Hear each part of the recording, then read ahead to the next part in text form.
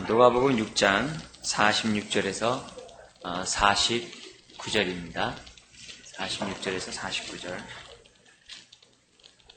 신약 100페이지에 있습니다. 우리 같이 한 목소리로 한번 읽어볼까요? 너희는 나를 불러 주여 주여 하면서도 어찌하여 나의 말하는 것을 행치 아니하느냐? 내게 나와 내 말을 듣고 행하는 자마다 누구와 같은 것을 너희에게 보이리라. 집을 짓되 깊이 파고 주초를 반석에 놓은 사람과 같으니 큰 물이 나서 탕류가 그 집에 부딪히되 잘 지은 연고로 능히 요동케 못하였거니와 듣고 행치 아니하는 자는 주초 없이 흙 위에 집 지은 사람과 같으니 탕류가 부딪힘에 집이 곧 무너져 파괴됨이 심하니라 하시니라. 아멘. 오늘 보고자 하는 내용은 46절입니다. 주여 주여 하면서도 어찌하여 나의 말하는 것을 행치 아니하니라. 이런 주님의 말씀을 보면서 오늘 주님이 우리들에게 주시는 교훈이 무엇인가 생각하기 원합니다. 이 말씀과 같이 있는 것이 마태복음에 보면은 산상수훈이죠. 그죠? 산상수훈과 누가복음 6장에 나와 있는 이 내용은 주께서 정말 긴 강화, 긴 말씀으로서 주님을 쫓아가는 제자들이 정말 어떠한 삶을 살아야 되는가. 특별히 오늘 말씀 속에서 뭐냐면 예수를 나의 인생의 주님으로 모신 사람들, 예수를 주여 주여라고 고백한 사람들이 어떠한 삶을 살아야 되는지를 우리들에게 말씀해 주는 매우 아주 충격적인 말씀일 수 있어요.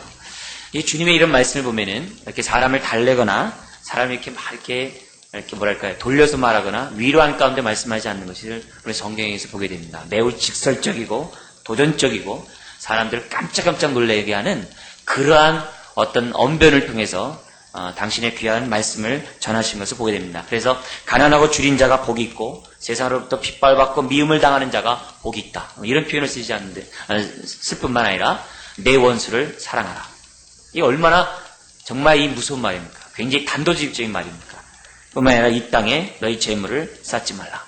매우 직설적인 표현을 쓰고 있는 것을 보게 됩니다. 이런 말씀을 보면서 뭐냐면 그 당시 사람들은 과연 이 말씀을 듣고 어떠한 반응을 보였을까? 참 궁금해요. 왜냐면 오늘 우리들이 이런 말씀을 접했을 때 우리들이 과연 이대로 살아가는 사람이 얼마나 있을까? 우리가 의문을 갖지 않을 수 없거든요. 산상수훈 여러분 잘 아시죠? 팔복 가운데에서도 시작되는 구약의 10계명을 주님이 재해석한 거 아닙니까? 그죠?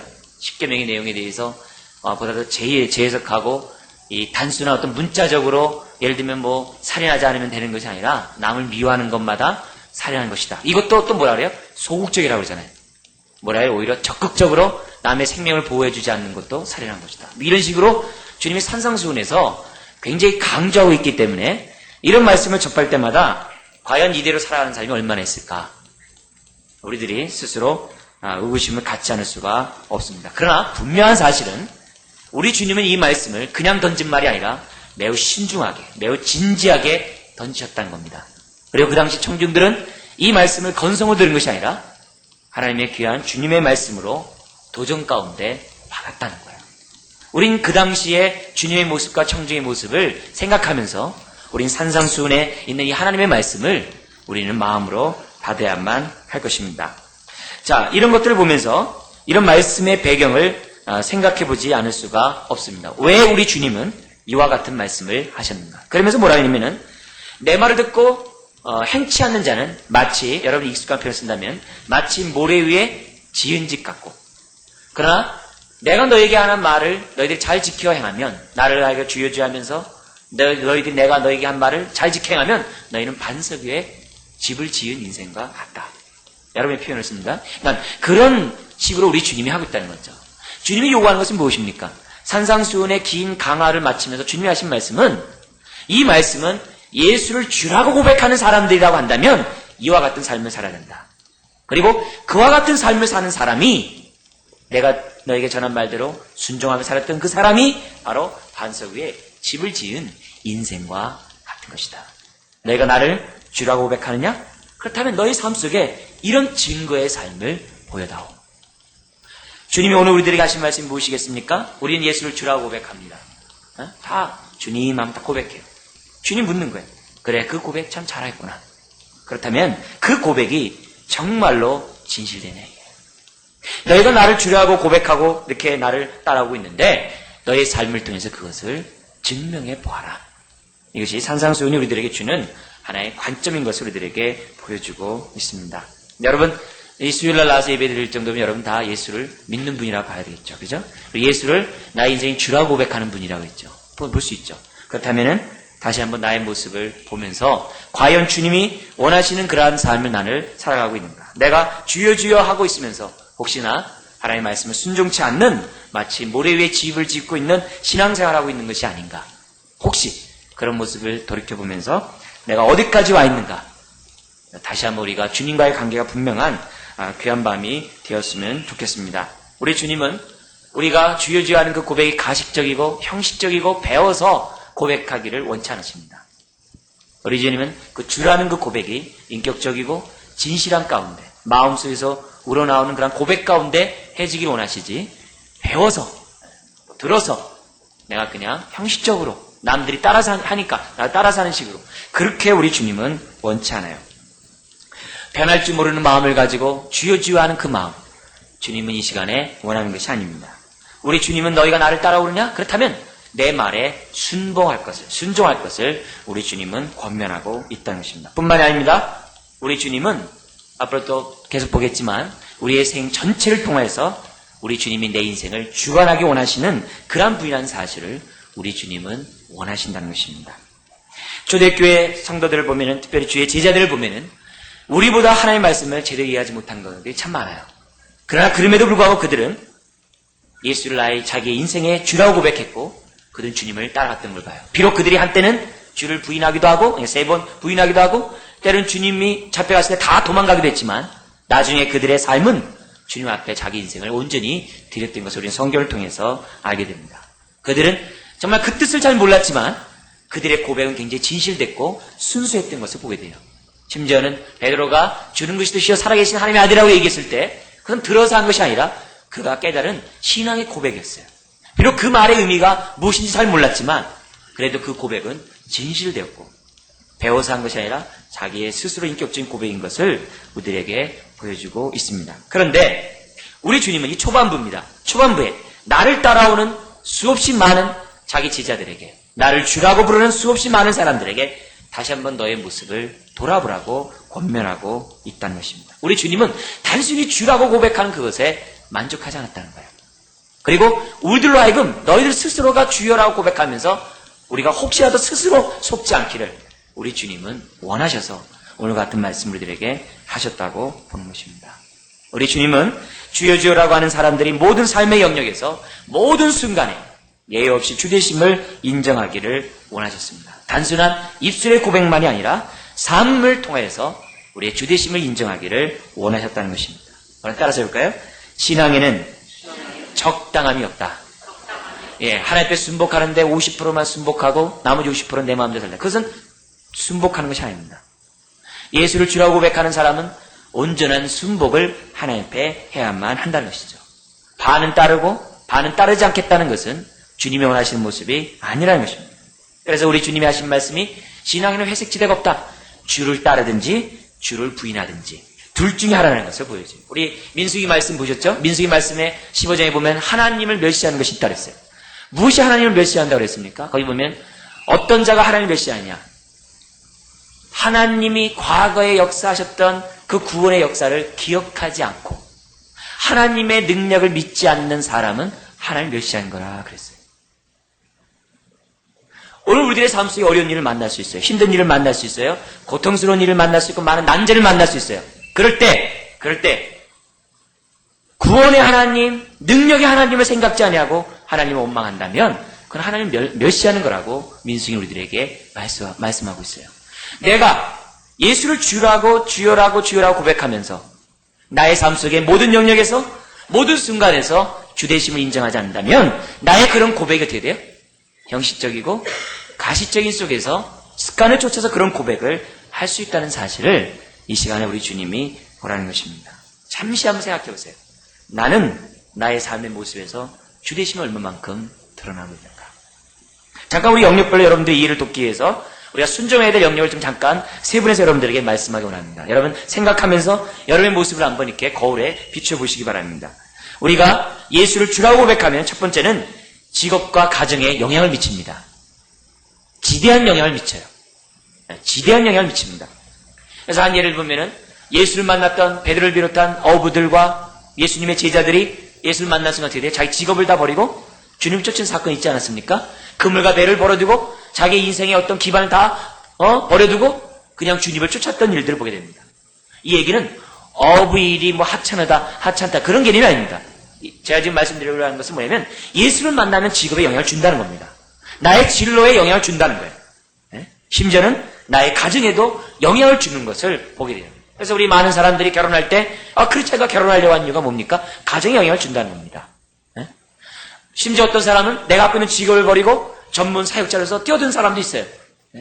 직업이 어떤 것이 좋고 나쁘다 이런 얘기한 게 아니라 중요한 것은 뭐냐면 예수를 믿으면 나의 삶 속에 특별히 직업과 가정에 영향을 미친다는 사실을 우리는 부인할 수가 없는 것입니다.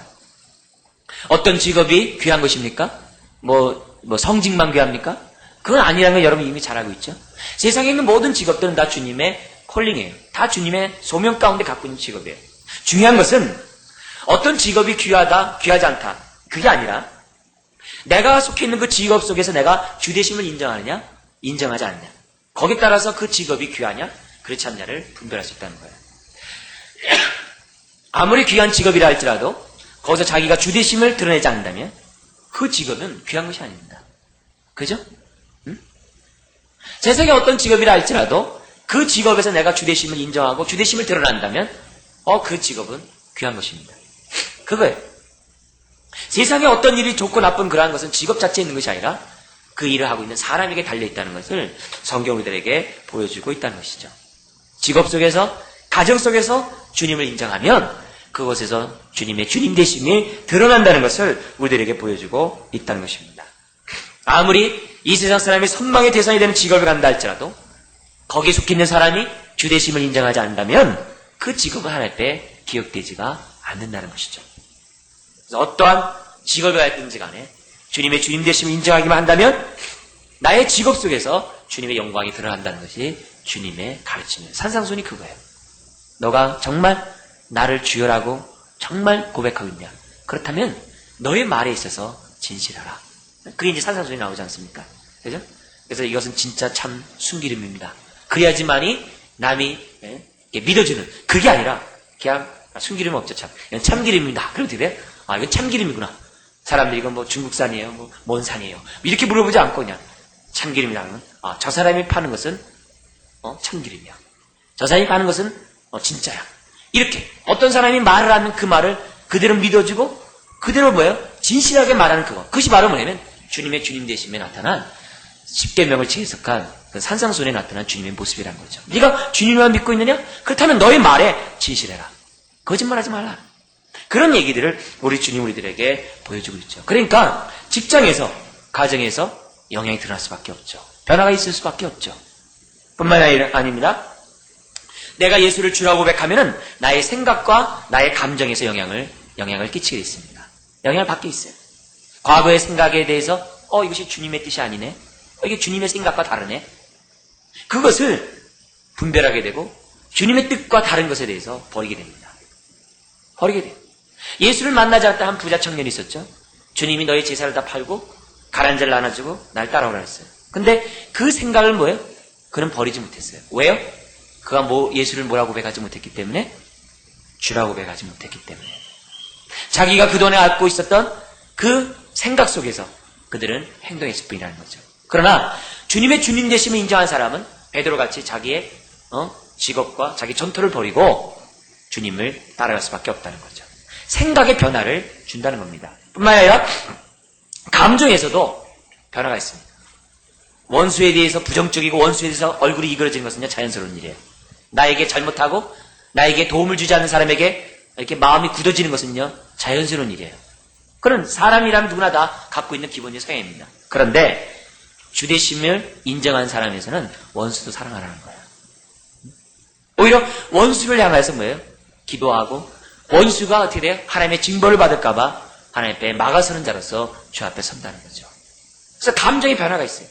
원수에 대해서 죽이려는 그런 마음이 그를 갖다 이렇게 손해주려고 하는 그런 마음이 그런 감정 막 끌어올리는 그 마음이 주되심을 인정하면 그 마음을 주님이 다스린다는 거예요. 네? 어떤 분들은 그래요. 예수를 믿으면서 내 눈에 흙이 들어갈 때까지 절대로 용서 못해. 뭐 이런 얘기를 해요. 그건 주대심을 인정하는 말이 아니죠. 주대심을 인정하는 것이 아니죠. 주대심을 인정한다면 그런 말을 하면 안 되죠. 주대심을 인정하면 원수에 대해서 미워하는 감정이 생겼다가 생기려고 할 때 벌써 성령이 통제하는 거죠. 너가 주대심을 믿느냐? 그렇다면 원수를 사랑하라. 분한 마음이 막 있는데 그걸 가지고 막 곱씹고 또 해가지고 뭐야? 막 몇 년 동안 막 이렇게 한 게 아니라 해지기 전까지 분을 품지 않는 거죠. 왜? 주대심 인정한다면. 하나님의 말씀이 나를 통제하기 때문에 그렇다는 거죠. 원수가 얼마나 교활하고 원수를 과연 우리가 사랑할 수 있습니까? 그렇게 못합니다. 그런데 주대심을 인정한 마음이 바뀐다는 거예요. 네가 나를 주여라고 고백하고 있느냐? 그렇다면 원수를 사랑하라는 거예요. 그게 산상순이에요. 그 열매를 너희 보여줘라. 그렇지 않으면 모래 위에 집을 짓는 인생과 같다는 거예요. 그래서 창수가 나고 홍수가 불면 어떻게 돼요? 싹 없어져 버려요. 그래서 신앙생활 오랫동안 했는데 갑자기 원했지. 오랫동안 신앙생활인데 다시 어느 때 보니까 다시 처음으로 와 있어. 열심히 올라가는데 그 히랍에 나와 있는 돌 가지고 올려놨다가 또 떨어지면 계속 올라가는 있는 것처럼 계속 신앙생활 열심히 했는데 어느 순간에 보면 다시 또 와 있어. 그래서 항상 제가 이런 말 쓰는 거 아주 싫어한다 그랬죠. 뭐예요? 첫사랑 회복시켜 주옵소서. 그건 뭐예요? 처음 만났을 때 신앙에서 어떻게 돼요? 그 원점도 못 가고 떨어졌다는 얘기네. 우리는 그 시대에 장성불량까지 성장해야지 무슨 첫사랑 회복시켜달라요. 첫사랑은 옛날로 끝나버리고 더 큰 사랑이 우리를 지배해야죠. 그죠? 근데 그렇지 않다 이게. 그렇지 않다 이게. 그래서 우리들의 신앙이 반석 위에 모래를 집을 지었는데 자기는 출발은 좋았지만 나중에 자꾸 어떻게 돼요? 모래 위에 집을 짓는 그러한 날림 공사를 하면서 신앙생활하는 것을 보게 된다. 그러나 로드심을 인정하면, 주대심을 인정하면 우리들의 모습 속 이런 것들이 제거되게 되고 그런 것들이 하나님의 마음속에 우리들이 자리 잡게 되어 있다는 거죠. 그래서 성령의 열매 가운데 대인과의 관계 열매가 뭡니까? 오래 참음과 자비와 양선이죠. 오래 참으면 뭡니까? 원수에서 오래 참아요. 근데 주님은 오래 참고 내일도 오래 참는 것에 대해서 원치 않아요. 오늘 오래 참았냐? 그러면 다음에는 자비를 베풀라고 해요. 자비가 뭡니까? 나의 원수에 대해서 참는 것에 끝나는 게 아니라 잘 되기를 축복하는 게 자비예요. 근데 오늘 자비했잖아요. 내일도 자비하기를 주님 원치 않아요. 내일은 양선을 베풀기 원해요. 양선은 뭡니까? 잘 되기를 바랄 뿐만 아니라 내가 직접 잘해주는 거예요.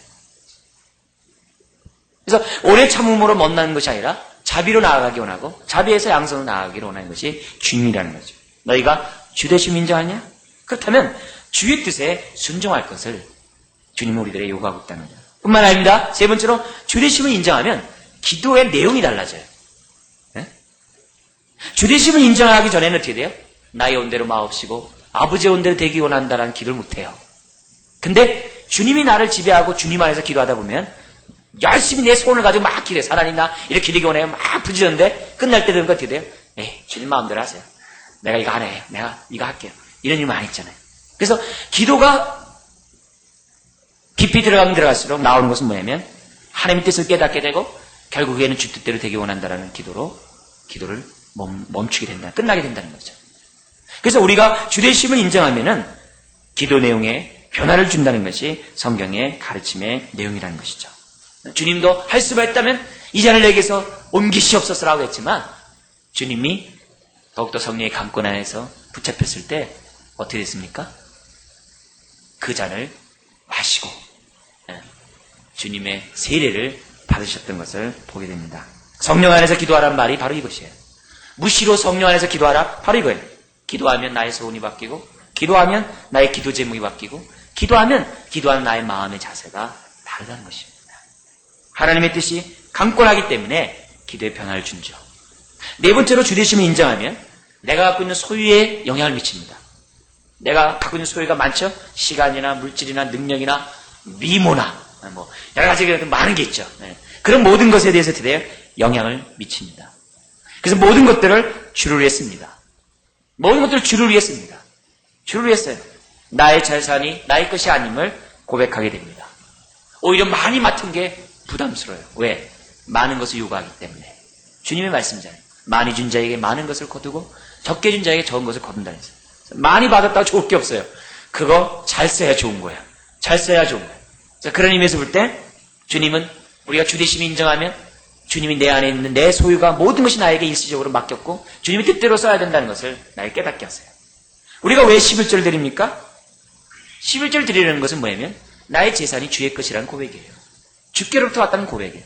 그래서 11절 진가는 어디 있다 그랬어요? 10의 9를 주 뜻대로 쓰는 데 있어요. 11절 드린 다음에 10의 9를 내 마음대로 쓰면 no. 10의 9를 주 뜻대로 써야지 11조가 11조다운 거예요. 주일날 예배 잘 드리는 것은 그것이 예배된 것이 아니라 일주일에 어떻게 살았냐가 주일에 주일됨이 있는 거랑 마찬가지예요. 그러니까 그런 의미에서 볼 때 주님이 나를 지배하면 내가 갖고 있는 그 모든 것에 영향을 미치게 돼 있어요. 영향을 미치게 돼 있어요. 그래서 자기의 유익을 위하여, 자기의 이름을 위하여, 자기의 영광을 위해 재물을 쓰고 자기 소유를 쓴다면 그것은 죄가 된다는 것이죠. 주님이 말씀하셨습니다.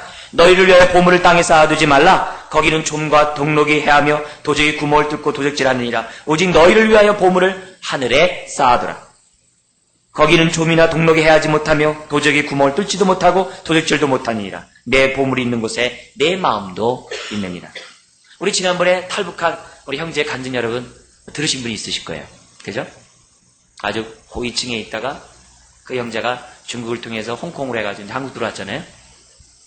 근데 그 형제가 중국에 있을 때 도와줬던, 자기에게 돈을 대줬던 사람이 누구라 그랬어요? 일본 여성이라고 그랬잖아요. 일본 여성. 돈이 없는 일본 여성인데 그 여성은 그 돈을 그 사람에게 주고 결국 학위를 공부하려고 중국에 갔다가 학위를 포기하고 일본으로 귀국한 일본 크리스찬이 있었어요. 일본. 자기가 희생한 거죠. 그리고 그 형제가 무사히 홍콩을 통해서 한국에 와가지고 지금 신학교 수업을 받고 있잖아요. 그래서 지금도 북한을 위해서 이렇게 막 사역하고 있는 것을 그 학교에 가서 이제 얼마 전에 만났는데요. 자기는 어떤 북한을 위해서 열심히 사역하겠노라고 합니다. 그러니까 그 일본 여인의 줄을 만난 일본 여인이 자기가 학위를 위해서 써야 될 이 물질을 자기가 쓰지 않고 탈북한 사람을 도와줌으로 그가 생명을 얻게 되고 우리 남한에 와서 주를 위해 살게 되는 그런 모습들을 보게 됩니다. 왜 일본 여성이 그렇게 했을까요? 자기가 공부하는 박사과정과 학위를 포기하면서까지. 왜 그래요? 주님이 그를 감고 나니까. 주님이 그 인생을 이끄셨기 때문에. 우리도 마찬가지입니다. 내가 갖고 있는 소유가 재물이든 능력이든 뭐 학식이든 그 모든 것이 주님으로부터 왔다는 주권을 인정한다면 우리는 주 뜻대로 쓸 수가 있는 것입니다. 한 부자 청년이 왜 주 앞에 순종하지 못했습니까? 그것이 주께로부터 왔다는 사실을 몰랐기 때문이죠. 베드로가 그런 청년의 모습을 보면서 어떤 일을 합니까? 아 주여 우리 모든 걸 다 버렸습니다. 그러니까 뭐라 그래요? 주님이 뭐라 그럽니까? 잘했다. 내가 너에게 100배의 축복을 주리라. 그랬잖아요. 그죠? 그 말씀 기억하죠? 근데 재밌는 말씀이 있어요. 거기 플러스 뭐냐면 핍박과 겸하여 100배를 받으라 그래요. 그러니까 그냥 100배만 받은다 그러면 참 좋을 텐데 핍박을 겸하여 100배나 받으라. 야 이건 진짜 그런 말 안 하니 못한 그런 안 들으면 못할 만큼 아찔한 말이죠. 근데 하나님의 그런 로드십을 인정한 베드로였기 때문에 나중에 거꾸로 죽지 않습니까? 베드로가 그때 우리에게 뭐 줍니까? 라고 했을 때 그 내심의 마음은 뭡니까? 어떻게 주님을 섬기기보다도 주님을 통해서 뭔가 얻을 것이 없을까? 이런 속에서 주님을 따랐던 것을 보게 됐죠. 그러나 그럼에도 불구하고 주는 그리스도이시여 살아계신 하나님이라고 하나님의 아들이라고 고백할 정도의 고백이 있었다는 거예요. 네? 놀랍죠? 다섯 번째로 주되심을 인정하면 어디에 영향을 미치냐면 바른 분별과 선택에 영향을 줘요. 내가 앞으로 어떤 일을 하거나 현재 어떤 일에 분별과 선택에 영향을 줘요. 무엇이 가치 있고 무엇이 귀하고 무엇이 보람 있고 무엇이 하나님의 것인지 이렇게 분별과 선택할 수 있는 거예요. 선악을 분별하는 일이 우리가 쉬워요. 근데요, 좋은 것과 더 좋은 것을 분별하는 것은 쉽지 않아요. 그리고 중요한 것과 내 인생에 필요한 것을 구별하는 것 또한 쉽지 않아요. 많은 경우에 두 가지를 동시에 선택할 때가 많아요. 그때 가장 중요한 것을 먼저 선택할 수 있는 그 능력이 로드십을 인정하면, 주대심을 인정하면 있다는 거예요. 그래서 우리가 이해하기 어려운 그런 일들이 오늘 믿는 사람들 가운데 나타나는 거예요. 아니, 저것을 선택하면 안 되는데, 저것을 선택하면 이건 손해인데, 세상 사람들이, 주변 사람들이 아무리 보더라도 그렇게 얘기할 수밖에 없는 상황에서 그걸 선택해요. 하나 예를 들어볼까요? 성경이 예를 이해가 좀 좋겠죠? 바울이 마지막 예루살렘에 가게 됩니다. 예루살렘에 가려고 하니까 한 선지자, 여선자 나타나서 뭐냐면, 당신 예루살렘에 가려면 이렇게 결박된다라고 해서 이렇게 자기 몸을 이렇게 칭칭 묶은 그 모습을 나타내요. 당신이 예루살렘 가면은 이렇게 결박당할 것이라고 보여줬어요. 자, 그랬을 때, 보통 사람들이 어떻게 돼요? 예루살렘 가면 잡혀? 내가 결박당해? 자칫하면 죽어? 그럼 어떻게 돼요? 안 가죠. 아, 주님이 가지 말라나 보다. 이렇게 흔히 생각할 수 있잖아요. 근데 바울은 어떻게 했어요? 갔어요. 그런 가운데 선택을 해야 되는 거예요. 내가 갈 것인가, 말 것인가. 근데 바울은 어떤 걸 선택했어요? 안 갈 것이 아니라, 나중에 올라간 것이 아니라 올라가 버렸어요. 그리고 예루살렘에서 결박을 당해요. 바울이 알면서도 왜 그랬냐? 그때 바울이 주대심 속에서 무엇을 선택하고 분별해야 할 것을 알았다는 거예요. 특별히 바울에게 뭐래? 너는 가이사 앞에 선다고 말씀했거든요. 네? 그 말씀이 있거든요. 그 앞에 설 때까지 죽지 않는다 했거든요. 그러니까 그 말씀을 알았기 때문에 자기가 생각해 볼 때, 아하, 그렇다면 오히려 뭐예요? 로마로 가는데 뱃삭도 비싼데 포로로 가면은 이렇게 가이사에게 이렇게 자기 시민공학교 있기 때문에 재판을 갖다 가이사에 하면은 무료로 보호받는 가운데 갈 것이 아니냐 분별한 거죠. 그리고 남들이 가면 가지 않는 그 길을 바울은 선택했다는 거죠. 바울이 그렇게 할 수 있었던 분별력과 선택을 가질 수 있었던 것은 러드십이 인정했기 때문이라는 거죠. 오늘도 우리의 삶 속에 남들이 이해하지 못하는 것들을 우리가 선택할 때가 있습니다. 그리고 남들이 이해하지 못한 것 앞에 우리 인생을 드릴 때가 있습니다. 지금도 많은 우리 믿음의 동역자들이 지금 선교지로서 나가는 것들을 봐요. 많은 동역자들 가서 많은 고생을 겪어요. 문화적인 충격에서부터 시작해서 자기 자신은 버팅기지만 자기 자신은 할 수 있지만 자기의 처자식들이 적응하지 못하는, 특별히 자녀들이 정하지 못하는 그런 속에서 굉장한 고통 속에 있지만 그들이 선택하는 사람들이 많아요. 왜 그랬을까? 주대심을 인정했기 때문이라는 거죠. 결국 우리의 주대심은 내가 주여 주라고 고백하면 모든 삶의 영역에서 모든 순간에 모든 시간에 영향을 미친다는 것을 성경 우리들에게 보여주고 있다는 것이죠. 여러분의 모습에게 여러분이 다시 한번 질문하고 싶어요. 여러분은 여러분의 삶 속에 얼마나 주대심이 영향을 미쳤습니까? 여러분의 소유의 여러분의 생각과 감정에, 여러분의 어떤 분별력과 판단과 여러분이 갖고 있던 어떤 그 소유, 이런 어떤 것에 여러분들이 어떠한 영향을 미치면서, 영향을 받으면서 여러분들이 지금 살아가고 있습니까?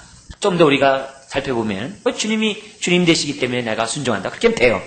이 얘기를 좀 더 우리들이 좀 이해를 돕기 위해서 잠깐 설명한다면, 사실 우리들의 인생은, 앞으로 우리들이 살아가는 이 인생은 마치 이 경영과 비슷해요. 우리가 사는 인생은 마치 내 인생을 경영하는 것과 비슷해요.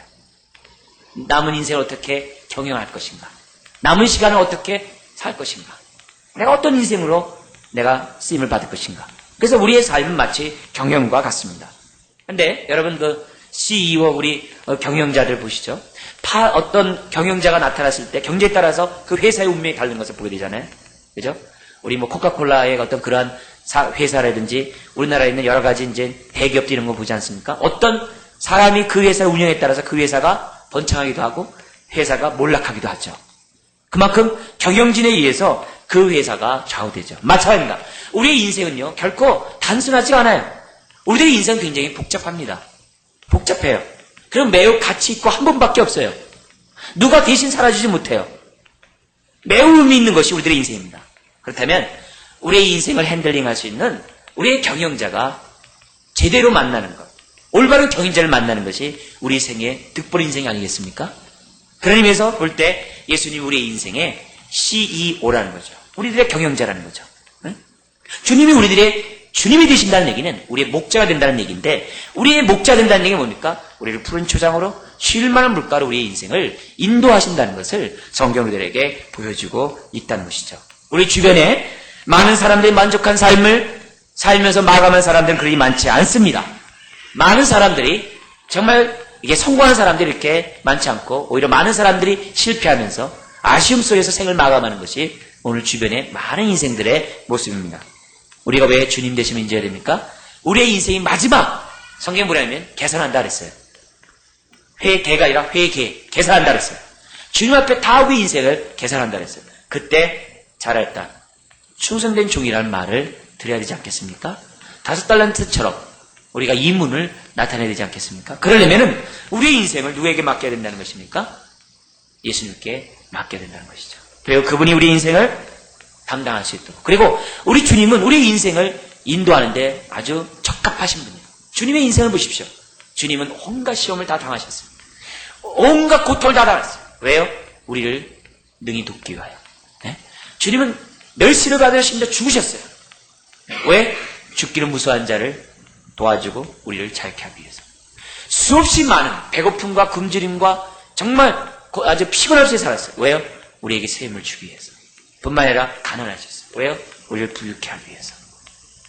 주님이 사셨던 그 모든 것들은 우리에게 유익이 되고 우리로 하여금 부족함이 없는 삶을 살게 하는데 합당하신 분이라는 사실을 우리는 주님의 말씀을 통해서 주님의 모습을 보면서 배우게 됩니다. 바로 그분이야말로 내 인생의 주님 되시기에 합당하다는 거죠. 그래서 우리가 주님께 순종할 이유가 있는 것이고, 그래서 우리의 인생을 주 앞에 맡길 이유가 있는 것이죠. 왜 우리가 주의 말씀에 순종합니까? 바로 그렇게 사는 인생이 나중의 생이 복을 받고 나중의 생이 반석 위에 집을 진 생과 같기 때문에 우리가 주의 말씀 앞에 순종하는 거 아닙니까? 자기를 부인하고 자기 십자가를 지고 나를 쫓으라. 그게 쉬운 것입니까? 하나의 미랄이 땅에 떨어져 죽지 않으면 많은 과실을 맺지 못한다는 그 말씀이 쉬운 것입니까? 아니에요. 어려운 얘기입니다. 그러나 우리가 그 말씀 앞에 순종하는 이유가 뭡니까? 그 인생이 보장된 인생이요. 그 인생이 유익한 인생이요. 승리하는 인생이요. 이문을 남기는 인생이기 때문에, 그죠? 천하를 얻고도 자기 목숨을 잃어버리면 무슨 유익이 있냐 했어요. 우리는 귀한 것, 자기 생명을 얻을 수 있는 그것을 분별할 수 있는 선택이 있어서 예수 믿은 거 아닙니까? 그렇다면 끝까지 주님을 믿고 끝까지 주되심을 인정하고 끝까지 주님을 따를 것을 주님 우리들에게 요청하고 있다는 것이죠. 주님 우리 인생을 뿌린 조정과 실만한 물가로 인도하신다는 거죠. 여러분, 우리 여자분들은 잘 아실 거예요. 수 놓는 거 아시죠? 이렇게 그림 있고 이렇게 색깔에서 이렇게 수 놓는 거 있죠. 이렇게. 그럼 앞에서 보면 아주 얼마나 이렇게 아름답게 수를 놓습니다. 꽃무늬 뭐 이렇게 막 하잖아요.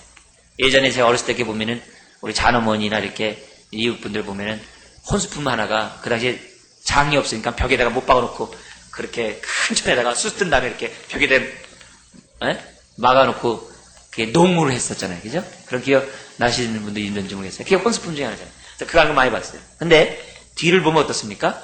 앞에는 멋있는데 뒤를 보면 어때요? 막 이쪽 갔다 저쪽 갔다 못 봐주죠. 마찬가지입니다. 주 대심에 우리가 인정한 우리 인생이 자칫하면 우리는 그 뒷면을 보는 것과 같아요. 근데 우리 주님은 앞에서 그 수를 놓고 있어요. 우리 인생이 그렇게 수를 놓고 있다는 거예요. 남들이 볼 때 막 삐뚤빼뚤하고 막 여기 나오고 막 끊고 막 이렇게 하고 그러는데 주님이 딱 보실 때 우리의 주님의 주님 되심을 인정한 인생은 주님 뜻대로 우리의 인생을 이끌어 가신다는 거예요. 그래서 아름다운 수가, 아름다운 작품이 하나님 앞에 만들어지게 된다는 것이죠. 오늘도 우리는 수없이 많은 어려움에 직면할 수 있고 수없이 많은 분별을 해야 되고 선택을 해야 되고 수없이 많은 것을 우리가 어떻게 해야 될지 정말 우리는 생각을 해야 됩니다. 그때마다 주님심을 인정하면 주의 말씀이 내 발의 등이요 내 길의 빛이로서 우리의 인생을 이끌어 주신다는 것이 주님의 말씀입니다. 그러므로 주님에 대한 태도가 우리는 분명해야 됩니다. 그냥 적당히 예수를 믿는 것이 아니라 분명해야 돼요. 분명히 주님의 주님 되심을 인정해야 돼요. 그래서 우리가 주님의 주님 되심을 인정하는 그 삶을 살기 위해서는 대체적으로 우리 4가지 정도는 알아야 돼요. 첫째는 뭐냐면 알아야 돼요. 뭘 알아야 돼요? 주의 뜻을 알아야 돼요. 특별히 내 인생을 향한 하나님 뜻이 뭔지 알아야 돼요. 하나님이 나를 왜 구원시켰을까? 하나님이 나를 통해서 도대체 무엇을 하시기 원하시는가? 손에 없으신 분께서 왜 나를 지명하에 부르셨습니까? 그걸 알아야 돼요. 두 번째, 그 뜻을 내가 그냥 낼름 받아 먹어야 돼요. 내가 그것을 탁 받아야 돼요. 주저할 필요가 없어요. 그게 주의 뜻이라면 내가 탁 받아야 돼요. 탁 받은 다음에 어떻게 돼요? 그 앞에 즉각적인 순종을 해야 돼요. 사람은요, 시간이 지날수록 순종이 덜 하게 돼 있어요. 내가 이렇게 살겠습니다. 하나 좀만 지나면요, 그렇게 안 살아요. 여러분 한번 그런 거 많죠. 은혜 많이 받았을 때 어때야 돼요? 주님, 제가 1년간 제가 철야 기도하겠습니다. 그래. 일주일만 지나보세요. 하나님 제가 100일만 할게요. 그래. 한 달만 지나보세요. 주님 제가 한 달만 할게요. 날 좀 더 지나가봐요. 밥 다 먹고요. 제가 저녁에 제가 1시간씩만 할게요. 다 그렇게 돼 있어요. 사람은 시간이 지나면 지났을 때 자기의 그렇게 헌신했던 그것이 자꾸 없어지기 마련이에요. 그래서 그래. 하나님을 발견하고 딱 받았으면 돼. 그대로 순종하는 것이 중요해요. 그게 그런 자세를 가져야 돼요. 그 다음에 4번째는 뭐예요? 4번째는 다른 것이 아니라 내가 그 앞에 순종하는데 제사보다 순종이 낫다 했잖아요. 순종하는데 그 순종의 삶 속에서 뭐가 나타나면 열매가 나타나야 돼요. 열매가 반드시 나타나요. 어떤 열매요? 산상수훈의 열매들이 나타나야 돼요. 그래서 이 산상수훈은 다른 사람이 주는 것이 아니라 로드십을 인정하는, 주대심을 인정하는 사람들이 나타내야 될 삶의 증명이 있어요. 그래서 어떻게 돼요? 창수가 나고 바람이 불고 막 그래도 어떻게 돼요? 끄떡하잖아요. 어려운 일이고 힘든 일 있을 때 훅 날아가 버리고. 예? 그런 모습이 아니라 그 어떤 상황 속에서 어떻게 돼요? 흔들리지 않는 그러한 모습을 가져야만 한다는 것이죠. 주님은 우리의 순종의 증거를 반석 위에 집을 지은 모습으로 우리에게 설명하셨고 그 같은 삶을 살라고 말씀하고 있는 것이죠.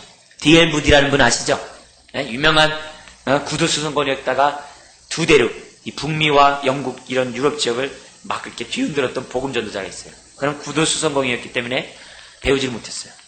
근데 그가 예수를 만났어요. 주일학교 선생님을 통해서 예수를 만났어요. 그리고 그분이 끊임없이 기도했어요. 근데 그를 위해 끊임없이 기도했던 그 여자 선생님을 통해서 미국을 움직이는 지도자들이 많이 나왔다고 해요. 네? 한 그 여선생을 통해서 많이 나왔. 그 중에 한 사람이 무디래요.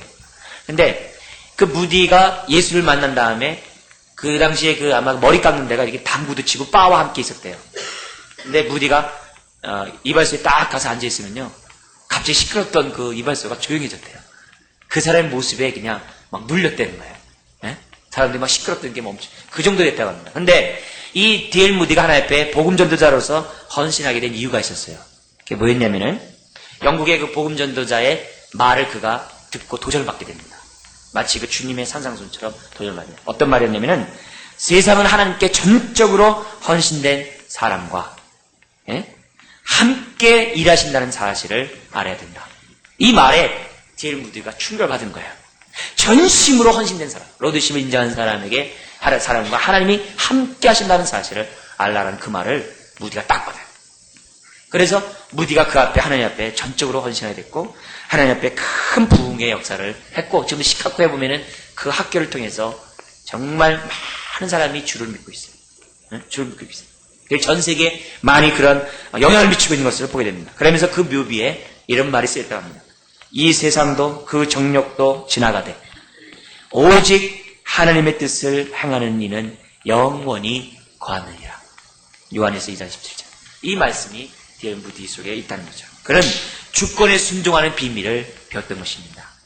결론적으로 이제는 우리들의 모습의 차례입니다. 주님이 우리들에게 묻습니다. 너는 나를 주여 주여 하면서 그 증거가 무엇이냐? 우리는 반석 위에 집을 지어야 됩니다.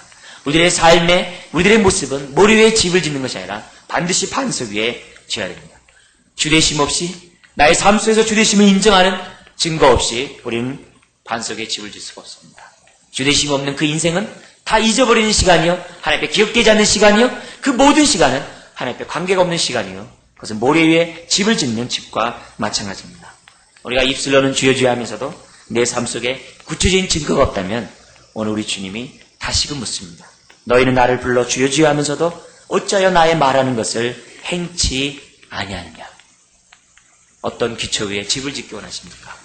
저는 다시 한번 결단하고 지난날 나의 삶을 돌아보고 반석에 집을 짓기를 주님 부탁드립니다.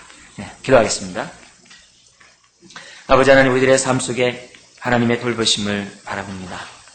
주님, 우리가 예수를 나의 인생의 주님으로 모시고 주님을 따르고자 결단하는 가운데 이 자리에 섰습니다. 주님, 과연 나의 삶이 얼마나 주되심을 인정하고 있고 그것을 사람들이 보고 있습니까? 오늘 말씀이 우리 삶 속에 도전이 되게 하시고 이 오늘 말씀에 따라 우리 살아가는 우리 인생들 될 수 있도록 주님 도와주옵소서. 행여나 주님, 나의 지난날의 삶 속에서 나의 모든 영역에서 주되심이 나타나지 않은 것이 있다면 이 시간 긍휼을 베풀어 주시고 다시는 그와 같은 집을 짓지 않도록 우리 인생을 붙잡아 주시기를 원합니다. 주님, 반석에 집을 짓기 원합니다. 믿사오며 예수님의 이름으로 기도드리옵나이다. 아멘.